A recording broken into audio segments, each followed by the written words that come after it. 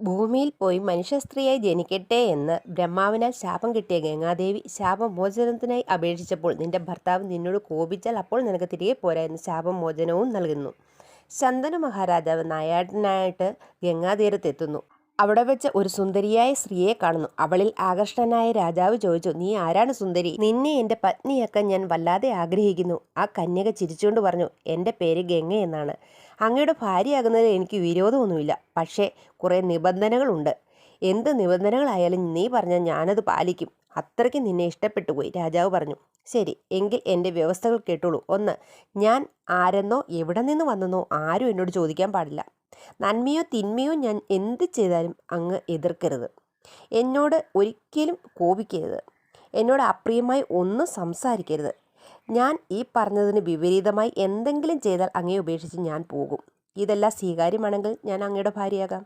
കേട്ട മാത്രമേ തന്നെ ശന്തനു മഹാരാജാവ് എല്ലാം സമ്മതിക്കുകയും ഗംഗാദേവിയെ ഭാര്യയായി വരിക്കുകയും ചെയ്യുന്നു. അങ്ങനെയിരിക്കെ ദേവി ഗർഭിണിയാവുകയും പ്രസവിക്കുകയും ചെയ്യുന്നു. ആ കുഞ്ഞിനെ എടുത്ത് ഗംഗാദേവിയെ പ്രീതിപ്പെടുത്താനെന്ന് പറഞ്ഞുകൊണ്ട് ഗംഗയിലേക്ക് വലിച്ചെറിയുകയും ചെയ്യുന്നു. ഇതിൽ രാജാവ് അസ്വസ്ഥനാണെങ്കിലും പറഞ്ഞിട്ടുള്ള വ്യവസ്ഥകൾ ഓർത്ത് ഒന്നും പറഞ്ഞില്ല. ഇപ്രകാരം 7 കുഞ്ഞുങ്ങളെയും ഗംഗയിലേക്ക് വലിച്ചെറിയുന്നു. 8ാമത്തെ കുട്ടിയെ ഗംഗയിലേക്ക് എറിയാൻ തുടങ്ങിയപ്പോൾ രാജാവിൻ്റെ ക്ഷമ കെട്ട് രാജാവ് കുപിതനാകുകയും എറിയാൻ പറ്റില്ല എന്ന് പറഞ്ഞ് ദേവിയോട് ആക്രോശിക്കുകയും ചെയ്യുന്നു. ഗംഗാദേവി ഇത് കണ്ട് ചിരിക്കുന്നു. എന്നിട്ട് രാജാവിനോട് പറഞ്ഞു, ഗംഗയിൽ എറിയപ്പെട്ട കുട്ടികളെല്ലാം അങ്ങനെ തന്നെ മരിക്കണമെന്ന് ശാപം കിട്ടിയവരായിരുന്നു. അങ്ങ് എന്നോടുള്ള വ്യവസ്ഥ തെറ്റിച്ചിരിക്കുന്നു. അതിനാൽ ഞാൻ പോവുകയാണ്. അങ്ങയുടെ 8ാമത്തെ മകനായ ഇവനെ ഞാൻ സമയമാകുമ്പോൾ അങ്ങയെ ഏൽപ്പിക്കാം എന്ന് പറഞ്ഞു മറയുന്നു.